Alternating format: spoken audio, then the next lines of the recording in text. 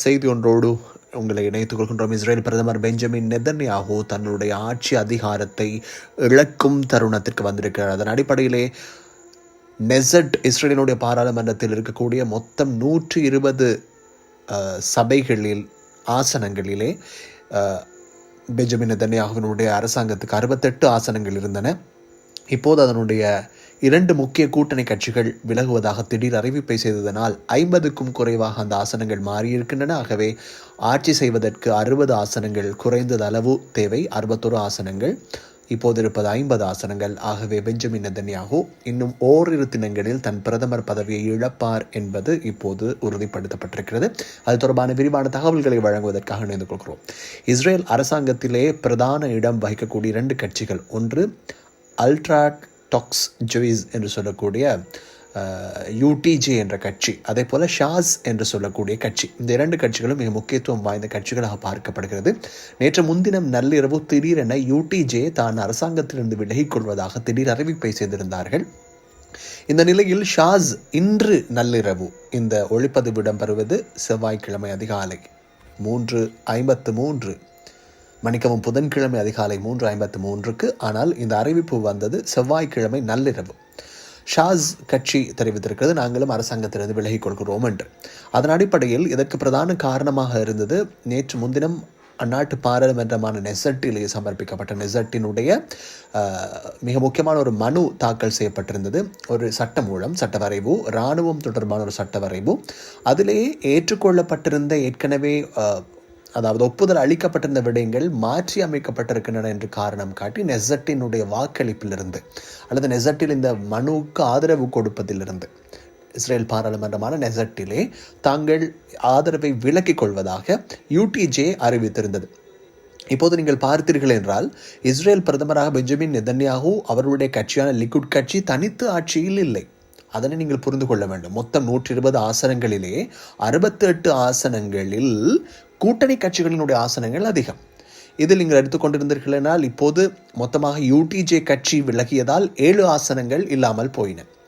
அப்படி பார்த்தீர்கள் என்றால் மொத்தம் 61 ஆசனங்களாக மாறியது. அதனைத் தொடர்ந்து இப்போது ஷாஸ் கட்சி விலகியதனைத் தொடர்ந்து 9 ஆசனங்கள் அங்கே நீக்கப்பட்டிருக்கின்றன. ஆகவே இப்போது நீங்கள் பார்த்தீர்கள் என்றால் அங்கு சென்றது என்றால் 50க்கும் குறைவாக வந்துவிடும்.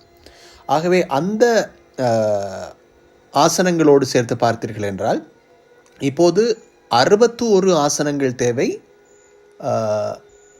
ஆட்சியை தொடர்வதாக இருந்தால். ஆனால் அன்னளவாக இப்போது 50க்கும் 51க்கும் இடைப்பட்ட ஆசனங்கள் தான் இருக்கிறது. 10 ஆசனங்கள் குறையும். ஆகவே இதனை வைத்துக்கொண்டு அவருக்கு ஆட்சி அமைக்க முடியாது பெஞ்சமின் நெதன்யாகுவுக்கு. இதனால் உடனடியாக இப்போது சேனல் 12 இஸ்ரேலினுடைய தொலைக்காட்சி அலைவரிசை என்ன கூறியிருக்கிறது என்றால் அதாவது ஷாஸ் கட்சி தன்னுடைய அரசியல் குழுவான தோராவினுடைய ஆலோசனைகளுக்காக சற்றே காத்திருக்கிறது என்று தெரிவிக்கப்படுகிறது. அடுத்த அரசாங்கத்தை எப்படி அமைப்பது, யாரை பிரதமராக்குவது, எதிர்கட்சிகளோடு சேர்ந்து யார் லெபிடை பிரதமராக்குவதா, இது போன்ற தகவல்கள் எல்லாம் அவர்கள் ஆலோசிப்பார்கள் கண்டிப்பாக. இந்த நிலையிலே கான் புராட்காஸ்டர் என்று சொல்லக்கூடிய செய்தி ஸ்தாபனமும் இதனை உறுதிப்படுத்தி இருக்கிறது. அடுத்த வாரம் அளவில் இதனுடைய நீட்சி எதிர்பார்க்கலாம் என்று. இந்த நிலையிலே கிக்கர் ஹஷபத் என்று சொல்லக்கூடிய ஒரு நாளிதழ் தெரிவித்திருக்கிறது, ரப்யானிக் தலைவர்கள் எதிர்வரும் இந்த வாரத்தினுடைய அடுத்த பகுதியிலே ஒன்று கூடி பேச இருப்பதாக தெரிவிக்கப்படுகிறது. ஆகவே இந்த நிலவரம் இப்படி இருக்கின்ற போது இந்த சட்ட மூலத்தை தயாரித்த யூலி எடெல்ஸ்டெயினுடைய செயற்பாடு தான் கடைசியிலே இஸ்ரேல் பிரதமரினுடைய தலைவிதியை தீர்மானித்திருக்கிறது என்று சொல்ல வேண்டும். எது எப்படியோ இறைவன் மிக பரிசுத்தமானவன், அவனுக்கு தெரியும் சூழ்ச்சிக்காரர்களுக்கெல்லாம் எப்படி சூழ்ச்சி அமைத்து கொடுப்பது என்பது. அவன் மிகப்பெரிய சூழ்ச்சிக்காரன் இல்லையா? ஆகவே யூடிஜே கட்சியினுடைய ஆலோசகர் மொட் பப்ஜிக் என்ன தெரிவித்திருக்கிறார் என்றால் ஷப்பத் வாரம் வருகிறது, அதற்கு முன்பதாக அரசாங்கம் மாறும் என்று அவர் தெரிவித்திருக்கிறார். அவருடைய கருத்துக்கள் அதனை தான் குறிப்பிடுகிறது. நேரடியாக அந்த கருத்தை தெரிவிக்காவிட்டாலும் ஷாஸ் வெளியேறுகின்றது தொடர்பில் அவர் தெரிவித்திருக்கிறார். அதனுடைய அர்த்தம் அதுதானே. பப்ஜிக் இன்னும் சில தகவல்களையும் தெரிவித்திருக்கிறார். இந்த அரசாங்கத்தோடு பேச்சுவார்த்தை பேசி எந்த பிரயோசனமும் இல்லை. குறிப்பாக யஷீவா மாணவர்களை பகைத்து கொண்டு முன்னே செல்வது என்பது எந்த ஒரு அரசாங்கமும் தாக்கு பிடிக்காது என்று அவர்கள் தெரிவித்திருக்கிறார்கள். ஆனால் இந்த யூடிஜேயோ அல்லது இந்த ஷாஸ் கட்சியோ அடுத்து யாரோடு ஆட்சி அமைக்க போகிறோம் என்பது தொடர்பில் இதுவரை தெளிவான உறுதிப்படுத்தல்கள் அவர்களால் வெளிப்படுத்தப்படவில்லை.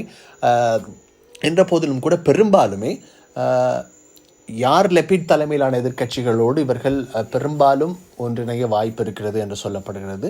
அப்படி இணைந்தால் எதிர்க்கட்சியினுடைய ஒருவர் தான் பிரதமராக அடுத்து வருவதற்கான வாய்ப்புகள் இருக்கிறது. தேர்தல் ஒத்திவைக்கப்பட்டிருக்கக்கூடிய நிலையில் இப்படி ஒரு நிலைவரம் அங்கு நடப்பது கூட ஒரு மிக வித்தியாசமாக இருக்க போகிறது என்பதுதான் மிக முக்கியமானது.